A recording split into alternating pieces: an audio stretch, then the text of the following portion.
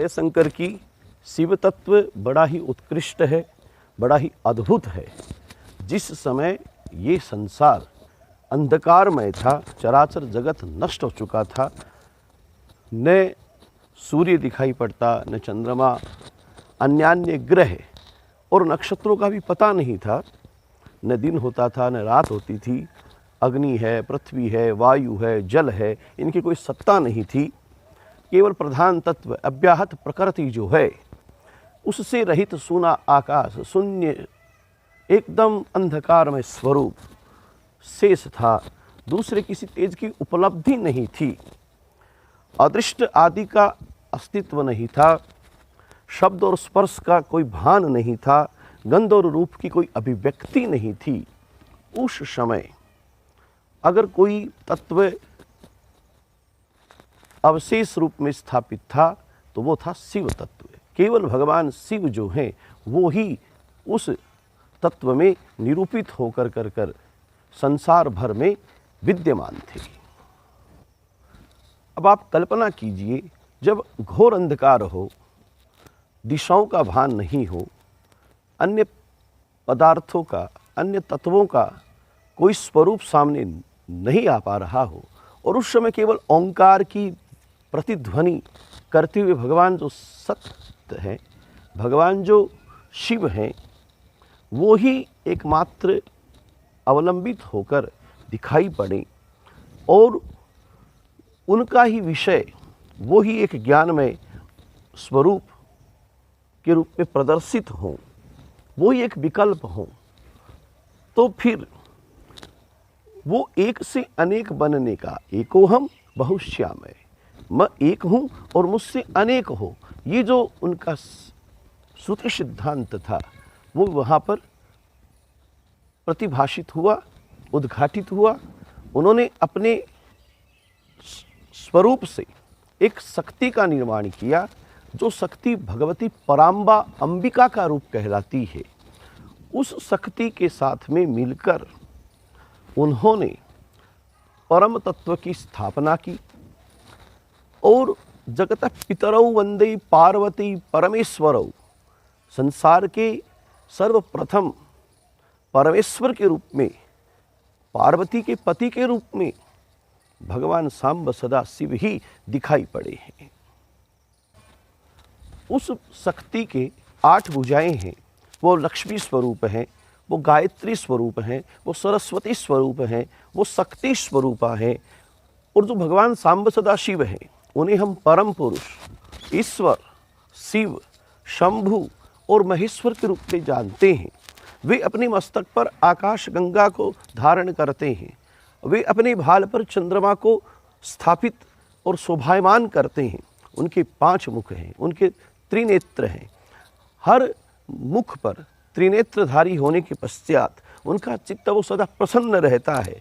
वे 10 भुजाओं से युक्त हैं, त्रिशूलधारी हैं, और उन्होंने अपने हर अंग पर कर्पूर की प्रभा है के समान गौर वर्ण स्थापित कर रखा है। कर्पूर गौरम करुणावतारम संसार सारम भुजगेंद्रहारम, जो अपना भुजगेंद्र जो है, सर्प जो है, उनको अपना आभूषण हार बना करके अपने गले में स्थान दे रखा है, जो शिव और शक्ति के एकाकार रूप हैं, अर्धनारीश्वर रूप हैं।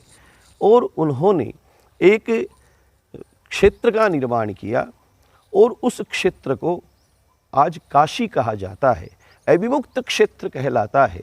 और उस काशी में भगवान सांब सदा शिव निरंतर वास करते हैं।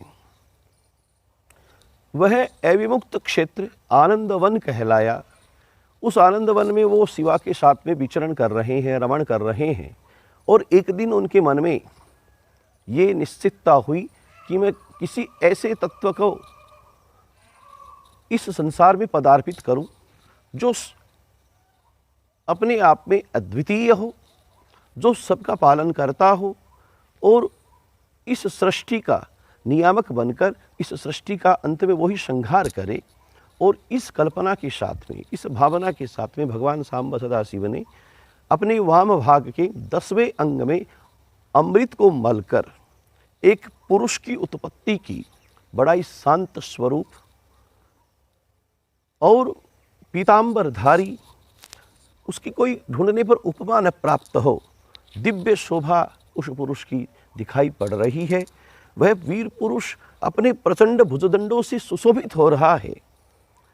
उस पुरुष ने उत्पन्न होने के पश्चात हाथ जोड़कर भगवान सांब सदाशिव से निवेदन किया कि मैं कौन हूँ, मेरा नाम क्या है और मेरा काम क्या है।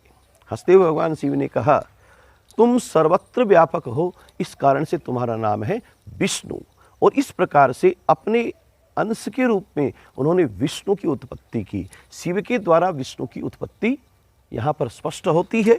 और बहुत से नाम तुम्हारे होंगे, तुम इस सृष्टि के उत्पत्ति, पालन और संहार की नियामक बनोगे।